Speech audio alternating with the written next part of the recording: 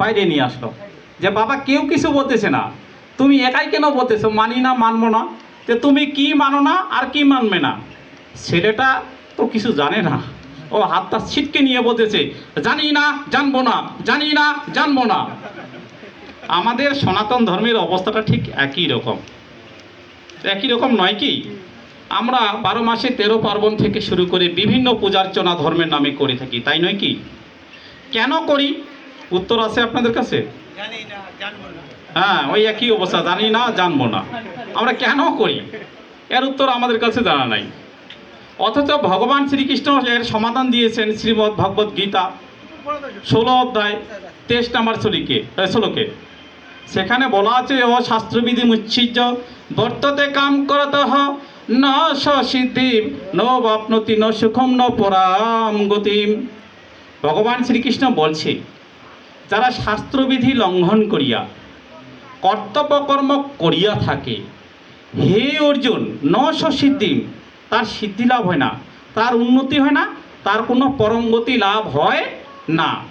আচ্ছা, আমরা ধর্মের নামে যে কর্ম করি, মূল উদ্দেশ্য কি দাদা মায়েরা? কি পরম গতির উদ্দেশ্যে করি কি করি না বলেন? যে পরম গতির উদ্দেশ্যে যদি আমরা করে থাকি, তা ভগবান শ্রীকৃষ্ণ বলছে সেটা শাস্ত্রীয় বিধি মোতাবেক হতে হবে, তাই নয় কি? এবার 24 নম্বর শ্লোকে ওই 16 নম্বর অধ্যায়ে বললেন যে তস্মাৎ শাস্ত্র প্রমাণন্ত কার্যকার্য ব্যবস্থিতেও, তুমি কি করবে আর না করবে সেটা শাস্ত্রীয় প্রমাণ থাকতে হবে, সেটা শাস্ত্রীয় প্রমাণ থাকতে হবে। তো ভগবান শ্রীকৃষ্ণকে মানি না এমন কেউ আছেন? এমন কেউ আছেন? তো ভগবান শ্রীকৃষ্ণকে যদি মানি, তার পবিত্র গীতার বাণীকে মানি নাকি? তো গীতার বাণীতে ভগবান শ্রীকৃষ্ণ বললেন সেটা শাস্ত্রীয় বিধি মোতাবেক হবে। আর শাস্ত্রীয় বিধি মোতাবেক যদি আমরা না করি, সেটা কোনো উন্নতি হবে? পরম গতি হবে? হবে না। তখন প্রশ্ন হলো, আমরা কি শাস্ত্রীয় বিধি মোতাবেক করে থাকি? আরেকটা এখানে প্রশ্ন আমাদের থেকেই থাকে যে আমাদের আসলে শাস্ত্র কোনগুলো? আমাদের শাস্ত্র কয়টি? সনাতন ধর্মে আমরা যারা মানে লালন পালন করি, সনাতন ধর্ম মেনে চলি, বা সনাতন ধর্মাবলম্বী আমরা যারা, আমাদের শাস্ত্র কয়খানা? মায়েরা, আমাদের শাস্ত্র কয়খানা? 4টা? বেদ 4টা না দাদা? আমাদের শাস্ত্র কয়টা? আমাদের হলো 14খানা শাস্ত্র। আমাদের শাস্ত্র কয়খানা? 14খানা। পুরাণ, ন্যায়, মীমাংসা, ধর্মশাস্ত্র, বেদাঙ্গমাশ্রিতা, বেদাহ স্থানানি ধর্মস্য চতুর্দশ। যাজ্ঞবল্ক্য সংহিতা 1ম অধ্যায় 4 নম্বর শ্লোক। পুরাণ, সমস্ত পুরাণগুলোকে একখানা শাস্ত্র বলা হয়। কি বললাম? পুরাণ। এরপরে আছে পুরাণ ন্যায়। ন্যায় শাস্ত্রের নাম শুনেছেন? কপিলের ন্যায় শাস্ত্র শুনিনি? ওই যে জানি না জানবো না। হ্যাঁ, পুরাণ ন্যায়। তারপর মীমাংসা, উত্তর মীমাংসা, পূর্ব মীমাংসা। পুরাণ ন্যায় মীমাংসা কয়টা গেল দাদা? 3টা। কয়টা গেল? 3টা। এরপরে স্মৃতিশাস্ত্র। স্মৃতিশাস্ত্রের নাম জানা আছে না? মনুসংহিতা, যাজ্ঞবল্ক্য সংহিতা, পরাশর সংহিতা, কাত্যায়নী সংহিতা, বিষ্ণু সংহিতা, অঙ্গিরা সংহিতা, এগুলো জানা আছে না? 20খানা স্মৃতিশাস্ত্রকে স্মৃতি বলা হয়। তাহলে কয়টা গেল? পুরাণ, ন্যায়, মীমাংসা, স্মৃতি। কয়টা গেল? 4টা। এরপরে আসে শিক্ষা, কল্প, নিরুক্ত, ব্যাকরণ, জ্যোতিষ, ছন্দ। তাহলে 6 আর 4 কয়টা গেল? 10টা। এরপরে আছে ঋক, সাম, যজু, অথর্ব। এ মিলে হলো কয়খানা? 14খানা। তো ভগবান শ্রীকৃষ্ণ বলছে ধর্মের নামে আমরা যে কর্তব্য কর্মগুলি করে থাকবো, সেগুলা রেফারেন্স অবশ্যই এই 14খানা শাস্ত্রের মধ্যে থাকতে হবে। যদি থাকে তাহলে ওকে, আর যদি না থাকে তাহলে 900 সিদ্ধি এগুলা করে কোনো লাভ হবে না। আর একটা এখানে প্রশ্ন আসে, সেটা হলো এরকম যে যাতে আমরা মাঝে মাঝে দেখতে পাই, এই পুরাণে বলতেছে পূর্ব দিকে সাধন ভজন করলে তারা ঠিক, বেদে দেখতে পাই পূর্ব দিকে নয় পশ্চিম দিকে সাধন ভজন করলে ঠিক। কি এরকম আমরা বলি কি বলি না? এবং কথায় কথায় বিভিন্ন ব্যক্তির সাথে আমরা যখন ধর্ম আলোচনা করে থাকি, তখন অনেক ব্যক্তি বলে আমাদের নানা মুনি নানা মত, কোনটা যে মানি আর কোনটা যে না মানি, এই অনুকূল যার কোনো কুল নাই, রামকৃষ্ণ, নিগমানন্দ, ইস্কন, কুলগুরু, মানে যত আর পেশকাটা গুরু 14 গোসাই তো আছে। আমরা এখন কোনটা মানবো, তাই না মা? আমরা এখন কোনটা মানবো? এরকম আমরা একটা কনফিউশনের মধ্যে পড়ে থাকি। এর সমাধান আছে কিনা বলেন তো? নিশ্চয়ই সমাধান আছে, কিন্তু আমরা সেটা জানি না। মনে রাখবেন, আমাদের শাস্ত্রগুলিকে মোট আবার 3 ভাগে বিভক্ত করা হয়েছে। পুরাণগুলোকে আমরা যশকটের সাথে তুলনা করতে পারি। কি বললাম? যশকট। আর যে স্মৃতিশাস্ত্রগুলি আছে, মণিসংহিতা, যাজ্ঞবল্ক্য সংহিতা, পরাশর সংহিতা, এগুলো হলো হাইকোর্ট। আর বেদ হলো আমাদের সুপ্রিম কোর্ট। পুরাণের সাথে অর্থাৎ যশকোটের সাথে যদি আমাদের হাইকোর্টের একটা বিরোধ দেখা দেয়, তার মানে পুরাণকে যদি আপনার স্মৃতিশাস্ত্র খণ্ডন করতে পারে, তাহলে পুরাণটা বাদ পড়বে। এক কথায় যশকোর্টে দেওয়া রায় হাইকোর্ট সেটা বাতিল করতে পারবে। এক কথায় পুরাণ এবং স্মৃতিশাস্ত্রের মধ্যে যদি বিরোধ দেখা দেয়, মনে করেন আপনি একটা পদ্ম পুরাণের রেফারেন্স দিলেন, উপেন্দ্র আমাকে পদ্ম পুরাণের একটা রেফারেন্স দিলেন, যে মিলন দা যে পূর্ব দিকে যেতে হবে। কোথায় আছে দাদা? যে পদ্ম পুরাণে আছে। এবার মানব দাসে বলছে মৌন সংহিতা আছে পশ্চিম দিকে যেতে হবে। আপনি কোনটা মানবেন? মহা সমস্যা। এবার যে পুরাণগুলি লিখেছেন কৃষ্ণদ্বৈপায়ন বেদব্যাস, তিনি সমাধান দিয়েছেন। কোথায় দিয়েছেন? বেদ সংহিতার প্রথম অধ্যায়ের 4 নম্বর শ্লোকে, যে পুরাণ স্মৃতি এবং বেদের মধ্যে যদি বিরোধ দেখা দেয়, পুরাণ স্মৃতির মধ্যে বিরোধ দেখা দিলে পুরাণটা বাদ পড়বে, স্মৃতিটাকে আপনাকে মানতে হবে। পুরাণ এবং স্মৃতিশাস্ত্রের মধ্যে যদি বিরোধ দেখা দেয়, কোনটা ধরতে হবে দাদা? স্মৃতিশাস্ত্রকে ধরতে হবে। এবার স্মৃতিশাস্ত্র এবং বেদের মধ্যে যদি বিরোধ দেখা যায়, আপনি কোনটা মানবেন? বেদটাকে মানতে হবে। তাহলে দাদা আমাদের এখন নানা মুনি নানা পদার কনফিউশন থাকলো। উপেন্দা বললো পুরাণে অমুকটা আছে, কিন্তু স্মৃতিশাস্ত্রে উল্টাটা দেওয়া আছে। আমরা স্মৃতিশাস্ত্র মানবো, পুরাণটা বাদ দিব। এদিকে আবার গোপালদা বলছে না ওটা ঠিক না, বেদে অমুকটা আছে, তাহলে গোপালদাটা ঠিক। এখন প্রশ্ন হলো, বেদেই পুরাণবাদ স্মৃতিওবাদ, বেদেই এক বিষয়ের উপর দ্বিমত আছে তো না? নাই বলেন? আছে, থাকতেই পারে। সেক্ষেত্রে আপনি কোনটাকে মানবেন? কাত্যায়ন সংহিতা এর সমাধান দিচ্ছে, একই বিষয়ের উপর যদি দ্বিমত থাকে, তাহলে যেই বিষয়টার উপর অধিক সংখ্যক শ্লোক বা মন্ত্র পরিলক্ষিত হবে, সেই বিষয়টাকে আপনাকে গ্রহণ করতে হবে। তাহলে আর কোনো সমস্যা থাকলো আমাদের? তাহলে নানা মুনি নানা মত, এই যে বিভিন্ন বইয়ে বিভিন্ন যে কনফিউশন, আর কোনো সমস্যা আছে দাদা? আছে আপনাদের সমস্যা? কিছু বলতেছেন না কেন? রেসপন্স করেন। যদি বুঝতে না পারেন বলেন, আমি চেষ্টা করবো। ছোট মানুষ অহংকার হিসেবে নয়, মাফ করবেন, অহংকার নয়। আমি যতটুকু ক্ষুদ্র মানুষ হিসেবে যতটুকু জানি, সেই দৃষ্টিকোণ থেকে আমি প্রচেষ্টা চালাবো। তার মানে পুরাণ আমাদের হলো যশকোট, স্মৃতি হলো হাইকোর্ট, বেদ হলো সুপ্রিম কোর্ট। আমাদের মূল ধর্মগ্রন্থের নাম কি পড়েন? বেদ পড়েন? এখানে আপনারা যারা আছেন সকলেই কম বেশি করে বিবাহিত, তাই নয় কি? বিবাহের সময় একটা মন্ত্র পাঠ করছিলেন না? যদি তম হৃদয়ম মম পড়ছিলেন না? ওটা কি পুরাণের মন্ত্র? বেদের মন্ত্র। বিয়ের সময় আপনি বেদ মন্ত্র পাঠ করে, বেদ মন্ত্র সাক্ষী রেখে আপনি বিবাহ করলেন। যখন আমরা ছোট ছিলাম, ব্রাহ্মণ ডেকে এনে আমাদের অন্নপ্রাশন করছে বেদ মন্ত্র দিয়ে, করেনি কি? এবং যতগুলি আমরা সংস্কার করি ধনদাদা, সব আমরা বেদ মন্ত্র দিয়ে পাঠ করি, কি করি নাকি? সম্পূর্ণ জীবনটা আমরা বেদ মন্ত্র দিয়ে অতিবাহিত করতেছি, অথচ বাস্তবিক পক্ষে আজ অবধি আমরা বেদকেই চিনলাম না, বেদ তার চোখেও দেখলাম না। ভুল বললাম? হ্যাঁ, বেশিরভাগে আমরা এখনো চোখে দেখিনি তো বেদ। তা আমরা কি ঠিক করতেছি? তাহলে আমাদের বেদ স্টাডি করা ঠিক কিনা আপনারা বলেন তো? কিন্তু আমরা চেষ্টা করতেছি।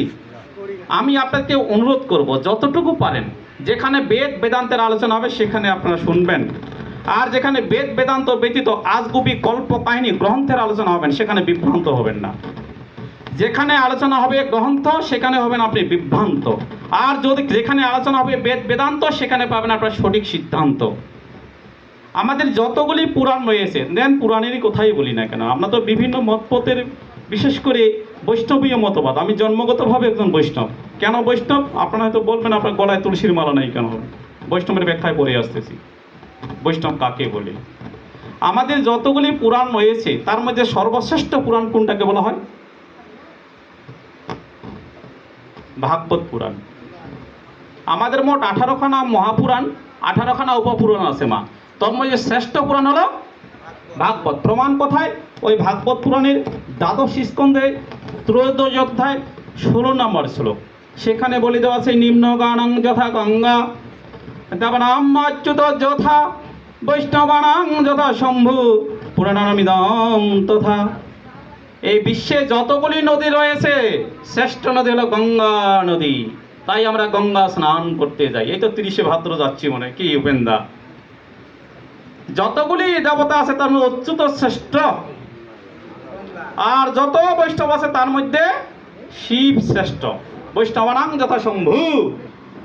আর যত পুরাণ আছে সবচেয়ে শ্রেষ্ঠ পুরাণ হলো ভাগবত পুরাণ, সবচেয়ে শ্রেষ্ঠ পুরাণ হলো ভাগবত পুরাণ।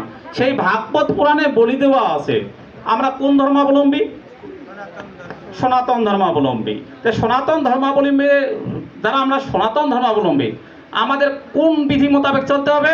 ওই ভাগবত পুরাণের 6ষ্ঠ স্কন্ধের 1ম অধ্যায়ের 40 নম্বর শ্লোক, সেখানে বলে দেওয়া আছে যে বেদ প্রণীহিত ধর্ম, বেদে যাহা আছে তাহাই তোমাদের ধর্ম, বেদ বহির্ভূত তোমাদের কোনো ধর্ম নাই।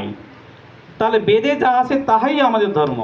এবং কি নিত্য নৈমিত্তিক যে একেবারে দশমীর সংস্কার করতেছি সেগুলোও বৈদিক মন্ত্র পাঠ করতেছি, আর বাস্তবিক যখন সাধু সভ্য ইত্যাদি ইত্যাদি আলাপ আলোচনা করতে আসি তখন বেদ খুঁজিয়াও পাওয়া যায় না। আমরা কি আদৌ ঠিক করতেছি? ধরেন আপনাদের আশেপাশে আমরা যখন ছোট ছিলাম, আমার ক্লিয়ার মনে পড়ে, বা আপনাদেরও মনে আছে, আপনারা বা আমরা যখন ছোট ছিলাম আপনাদের আশেপাশে এরকম অষ্টকালীন কীর্তন হতো? সত্য কথা বলেন, অষ্টকালীন কীর্তন হতো? কখনো অষ্টকালীন কীর্তন হতো না, এটা এই ইদানিং চালু হলো। আচ্ছা, কীর্তন করে করুক, নো প্রবলেম, আমার কোনো আপত্তি নাই, কিন্তু সেখানে আমাদের কিসের উপর আলাপ আলোচনা করা দরকার? নিশ্চয়ই বেদান্তের উপর আলোচনা করা দরকার।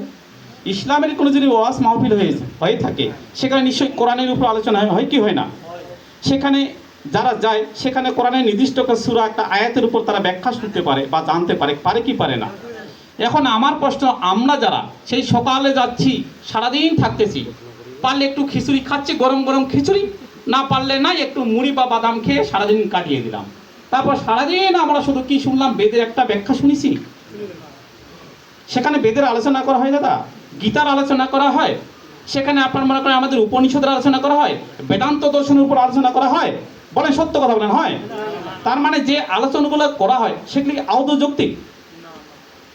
অথচ এই বৈষ্ণব ধর্মের প্রচলন যদিও আগে অনেক ছিল, কিন্তু বৈষ্ণব ধর্মটাকে আরো নতুন করে প্রচার এবং প্রসার করলেন কে? ভগবান শ্রী চৈতন্যদেব। ভগবান শ্রী চৈতন্যদেব, ভগবান শ্রী চৈতন্যদেব নিজেই চৈতন্য চরিতামৃতের মধ্যলীলায় বললেন, প্রমাণের মধ্যে শ্রুতি প্রমাণ প্রধান, শ্রুতি যে মুখ্যার্থক হয় সেই সে প্রমাণ।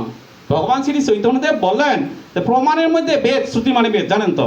প্রমাণের মধ্যে বেদে হলো তোমার প্রমাণ, আর বেদ যেটা মুখ্যার্থক হয় সেই সে তোমার প্রমাণ। ঠিক নয় কি? তা আমরা কি সেখানে বেদ বেদান্তের আলোচনা শুনি? করে না। তার মানে আমরা কি ঠিক পথে আছি? তাহলে কি ওই জানি না, জানবো না, ঠিক নয় কি? সেখানে কি আলোচনা করা হয় আপনারা তো শুনেন প্রায়। রাধা এবং কৃষ্ণকে কেন্দ্র করে আজগুবি কতগুলি কল্প কাহিনী বলা হয়। মনে করেন আপনাদের ওই যে, আমার খুব খারাপ লাগে, এইবার ওই গ্রামে ওই আমাদের বাড়ির পাশেই মাকলাফাটা নামে একটা জায়গা আছে, অষ্টকালীন কীর্তন চলছিল। তো আমার সমবয়সী যারা আছে, একটু নির্বাচন অফিসে জব করে, শৈলের নাম, বলছে চল মাস্টার একটু যাই, পরিবার তো নাই, শহরে আছে, চল একটু ঘুরতে যাই। তো গেলাম, কীর্তন করতেছে গাইবান্ধা থেকে কি যেন কাকলি মহান্ত, কি কান্নাকাটা, আসবার সময় তুমি কি নিয়ে এসেছিলে, যাবার সময় তুমি বা কি নিয়ে যাবে, ওরে জীব তুমি আমার করো না হে, খালি খালি কান্নাকাটি হরিবল হরিবল আরম্ভ হয়ে গেল। সেই কান্নাকাটি আরম্ভ হয়ে গেল। তারপর রাত্রে আমরা যথারীতি চলে গেলাম। পরের দিন সকালবেলা আমি একটু মর্নিং ওয়াক করি প্রার্থনা শেষে। তো মর্নিং ওয়াক যখন করতেছিলাম কাকলি মহন্তের সাথে আমাদের যে সভাপতি নাম হলো স্বপন কুমার রায়, ঝগড়া শুরু হয়ে গেছে। স্বপন কিসের ঝগড়া রে? কয় দাদা দেখা তো 20,000 টাকা আমাদের চুক্তি হয়েছিল, এখন আমি 20,000 টাকা দিছি, মানতেছে না। কেন দিদি কত টাকা চাচ্ছেন? দেখেন দাদা, গাড়ি ভাড়া বেশি, হ্যাঁ এই 20,000 টাকা হবে না, আমাদের 22,000 টাকা দেওয়া লাগবে। তা আপনার না কালকে আমি কীর্তন শুনলাম, আমার আমার করুণা হে, কেন আপনি কালকে কীর্তনের সাথে এটা মিল নেই কেন? চুপচাপ, এবার চুপচাপ। বাস্তবতা আছে? কোনো বাস্তবতা নাই। বরং রাধা এবং কৃষ্ণকে কেন্দ্র করে যে সমস্ত ক্যাচ্ছা কাহিনীগুলি সেখানে উপস্থাপন করা হয় সেগুলো বেশিরভাগই মন গড়া। আপনারা যারা বাংলা সাহিত্য নিয়ে লেখাপড়া করছেন আছেন কেউ প্লিজ? বাংলা সাহিত্য নিয়ে লেখাপড়া করছেন? আপনারা যারা বাংলা সাহিত্য নিয়ে লেখাপড়া করছেন জানেন যে আমাদের বাংলা সাহিত্যের যুগটাকে মোট 3 ভাগে বিভক্ত করা হয়েছে, তাই না? একটা প্রাচীন বা অন্ধকার যুগ, একটা মধ্যযুগ, আর একটা হলো আধুনিক যুগ। তো মধ্যযুগে যে সমস্ত কবিগণ আছেন 18 জন বৈষ্ণব কবি ছিলেন। কয়জন? 18 জন। তবে যে বরুচণ্ডী দাস, জ্ঞান দাস, হ্যাঁ এইরকম সব নামের সাথে দাস আছে, এরকম 18 জন বৈষ্ণব কবি ছিলেন। তখন ছিল ইসলামিক শাসন আমল, জানেন তো মধ্যযুগটা ছিল কি ছিল না? ইসলামিক বিধি মোতাবেক কবিতা লেখা হারাম, ইসলামিক বিধি মোতাবেক কবিতা লেখা হারাম। তাই তখন কি করলেন শাসকরা, ওই হিন্দু যারা পণ্ডিত তাদেরকে রাজ দরবারে ডেকে নিয়ে আসা হতো। রাজ দরবারে ডেকে নিয়ে এসে তাদেরকে বলা হতো তোমার খাওয়া দাওয়া চলাফেরা করতে যত টাকা লাগে এই রাজ দরবার থেকে দেওয়া হবে, রাজকোষ থেকে দেওয়া হবে। তোমার কাজ কি? তোমাকে কবিতা লিখতে হবে। কবিতার টপিক কারা দিত? ওই ওরা শাসকরা দিত, যে তোমার কবিতার টপিক হলো রাধা এবং কৃষ্ণ, রাধা এবং কৃষ্ণ। তখন তারা কি করত? রাধাকে নায়িকা তৈরি করত, কৃষ্ণকে নায়ক তৈরি করত, হ্যাঁ। আর তারপর একটা কাল্পনিক চরিত্র একটা দেওয়া হতো, বোরাই নামের চরিত্র। বোরাই নাম শুনছেন? এই যে বোরাই ঘটবাড়ি করতো, এদিকে জটিলা কুটিলার সাথে সম্পর্ক রাখতো, এদিকে শ্রীকৃষ্ণের সাথে সম্পর্ক রাখতো, এদিকে রাধার সাথে সম্পর্ক রাখতো, এদিকে শ্রীকৃষ্ণের সাথে সম্পর্ক রাখতো। কি নাম? বোরাই। এই বোরাই চরিত্র একটা কাল্পনিক চরিত্র, এটা কোনো শাস্ত্রে নাই, নাই, নাই, নাই। দাদা আমাদের সনাতন ধর্ম কি কানা খোরা নেংরা? যে সনাতন ধর্মকে প্রতিষ্ঠা করার জন্য কানার মতো একটা চশমা লাগবে, খোরার মতো একটা লাঠি লাগবে? আমাদের সনাতন ধর্ম হলো যথেষ্ট একটা কি বলবো সুপার মার্কেট, এটা সুপার মার্কেট। এই সনাতন ধর্মে আপনি যা চাইবেন তা পাইবেন। এখানে উপরে ওঠা খুব সহজ, আর উপর থেকে নিচে নামা খুব সহজ। আপনি কোনটা গ্রহণ করবেন করেন। আমাদের এতগুলি সমৃদ্ধ শাস্ত্র থাকতে, বেদ থাকতে, বেদান্ত থাকতে, শ্রীমদ্ ভগবত গীতা থাকতে, উপনিষদ থাকতে, এত সুন্দর সুন্দর দর্শন থাকতে, আমাদের এই আজগুবি কবির গল্প কাহিনীগুলো এখানে কীর্তন আকারে প্রচার করব আর গাইব। আপনার মতো আমার মতো সহজ সরল মানুষরা সেগুলোকে আমরা বিশ্বাস হিসেবে কি মানিয়ে নিচ্ছি না। এগুলা কি সত্য? এগুলা কখনো সত্য নয়। 100 মিথ্যা। দেখা তো এই রাধা কৃষ্ণকে কেন্দ্র করে এরকম কাল্পনিক চরিত্র গীতার মধ্যে দেখাতে পারবেন? আমি জীবনে মঞ্চে কথা বলবো না। 700 শ্লোক আছে না, রাধার ওটা বের করে দিতে পারবেন? তারপরে গীতার উৎপত্তি কোথা থেকে?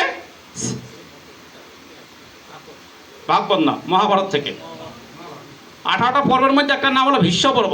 ভীষ্ম পর্ব থেকে আদিগুরু শঙ্করাচার্য সেটাকে আলাদা করে দিয়েছেন। তার মানে সেখানে 1 লক্ষ শ্লোক আছে, বের করতে পারবেন সেখানে রাধা কৃষ্ণ যুগল মিলন? পারবেন আপনারা? কোথাও পারবেন না।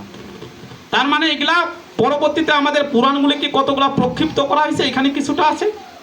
আমি বিতর্কে যাব না, বিতর্ক আমি করতে পছন্দ করি না, কিন্তু শাস্ত্রে যাহা আছে তাহা আমি বলতে পছন্দ করি, বইয়ে যাহা আছে আমি তাহা বলতে পছন্দ করি।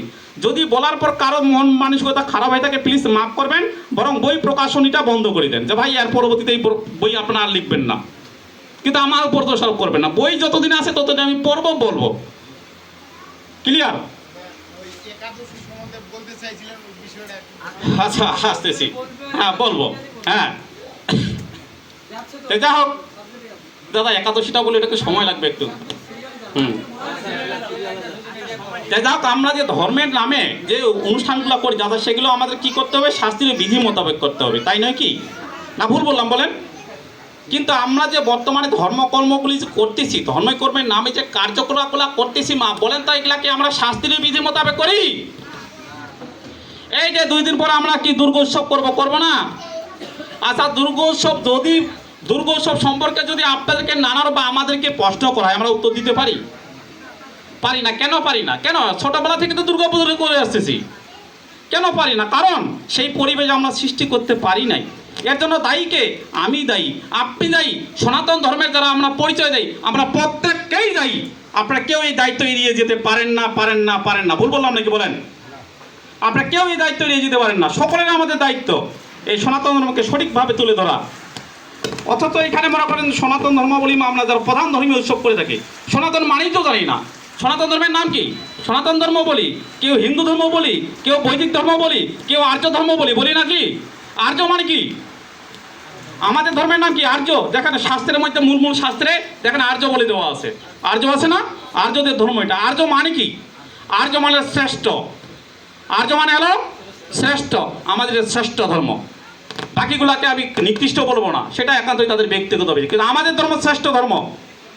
বৈদিক ধর্ম কেন বলা হয়? আমাদের ধর্মকে বৈদিক বলা হয় না কেন? বৈদিক বলা হয় কারণ বেদ থেকে এ ধর্মের উৎপত্তি, তাই এই ধর্মের নাম হলো বৈদিক। বেদ শব্দ অর্থ কি? জ্ঞান। এটা জ্ঞানীদের ধর্ম, এটা অজ্ঞানীদের ধর্ম নয়। কিন্তু আমরা যে কার্যকলাপগুলো করতেছি এটা জ্ঞানীদের কর্ম না অজ্ঞানীদের কর্ম? তার মানে কি আমাদের ধর্ম বৈদিক? বলেন, এই যে 2 দিন পর দুর্গা পূজা হবে, আমার ছেলে, আপনার ছেলে, আপনাদের মেয়ে, আমাদের মেয়ে সকলেই দুর্গা উৎসব দেখতে যাবে। কেন যাবে? কেন যাবে? To learn something from that adoration. ওই ভক্তি থেকে তারা কিছু শিখবে। আর দে লার্নিং এনিথিং? কিছু শিখতেছে? দে আর লার্নিং নাথিং। তারা কিছু শিখতেছে না। But who R responsible for it? কারা এর জন্য দায়ী? We are responsible for it. আমরা এটার জন্য দায়ী। আমরা কোনো অ্যানাউন্সমেন্ট করতে পারতেছি না, তাদেরকে বুঝাইতে পারতেছি না। ওইখানে যে দেখেন ওই আজ থেকে 7 দিন 10 দিন পরে হবে আপনাদের পূজা। এখন আমার ছেলেকে আমার মেয়েকে ওই সেখানে পূজা উপলক্ষে কি নৃত্যানুষ্ঠানের আয়োজন করি। আমরা নৃত্যানুষ্ঠানে সেখানে শিখাচ্ছি কীভাবে ভোজপুরি নৃত্য দেওয়ার লাগে। সন্ধ্যাবেলায় আমরা সন্ধ্যা আরতি না করে কি করতেছি? আমরা সেখানে লাগাচ্ছি ইংলিশ গান লাগাচ্ছি না যে hey now hear what I say now we happiness, এরকম করে না?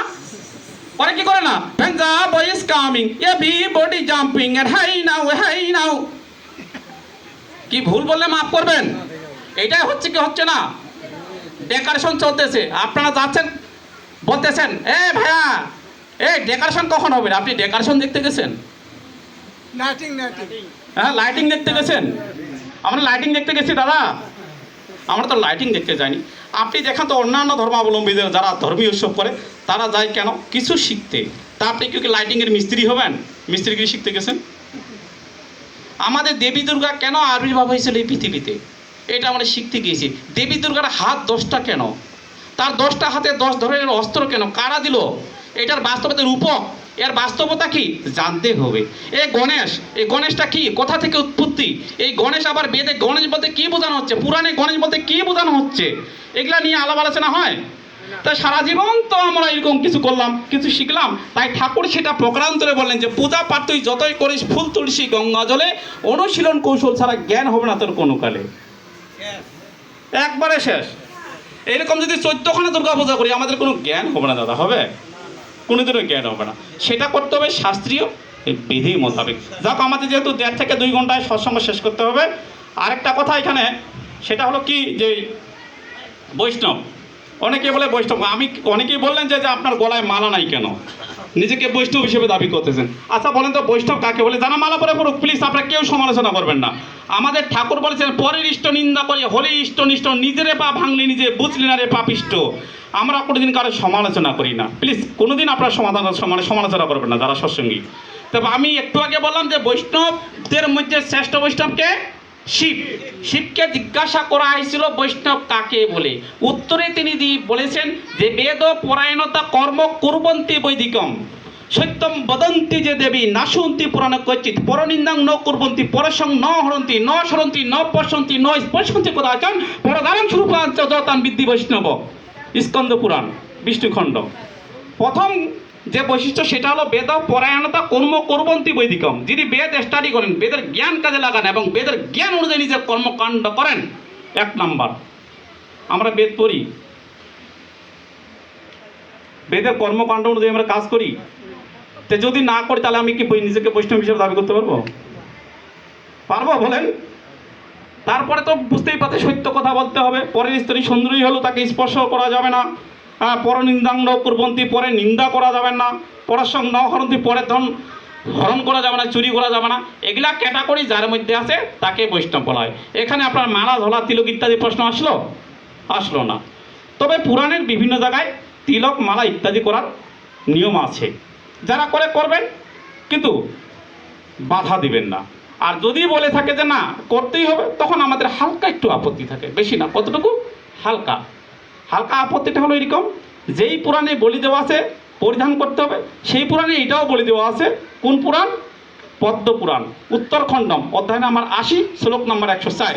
সেখানে বলছে চিরবাসা জটি বিপ্রদণ্ডী মুণ্ডিত বাবা এই বিভূষিত বা বিপ্রেন্দ্রন্য লিঙ্গ ধর্ম কারণম।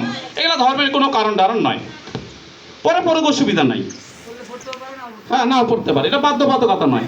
আর যদি আমি বৈষ্ণব হয়ে থাকি, বৈষ্ণবদের শিরোমণিকে শিব, শিবের গলায় কি আমাদের তুলসীর মালা ছিল? কিসের মালা ছিল? রুদ্রাক্ষ। হ্যাঁ, তাহলে যিনি আমার 12 জন মহাজনের মধ্যে দ্বাদশ মহাজনের তিনি তো একজন নাকি? হ্যাঁ, তো যিনি শ্রেষ্ঠ মহামানব, যাকে আমি অনুসরণ করে চলবো, যত আচরিত শ্রেষ্ঠ তত এব ইতর। গীতা বলতেছে তোমার শ্রেষ্ঠ মহাত্মাগণ যে পথ তোমাকে দেখিয়ে দিয়েছে তুমি সেই পথ অবলম্বন করো। আর চৈতন্যদেব সেটা ঘুরিয়ে বললেন নিজে আসরি ধর্ম অন্যেরই শিখায়। তাই যেহেতু শিব বৈষ্ণবদের শিরোমণি, তিনি রুদ্রাক্ষের মালা পরেছেন, আর যেহেতু আমি একজন বৈষ্ণব, তাহলে আমাকে রুদ্রাক্ষের মালাটা পরাই হলো কি যৌক্তিক। শুধু ভক্তবৃন্দ, বিশেষ করে আপনারা যারা এখনো সদ্দীক্ষায় দীক্ষিত হননি, আপনারা সদ্দীক্ষায় দীক্ষিত হবেন। ধর্ম আলোচনা আমরা করবো, অসুবিধা নেই, আপনারাও করবেন। আমরা সকলেই মিলে একসাথে বসে কার কি কনফিউশন সেগুলো আমরা দূর করার চেষ্টা করব। আমি যে সব জানি কখনোই না, কারণ সনাতন ধর্ম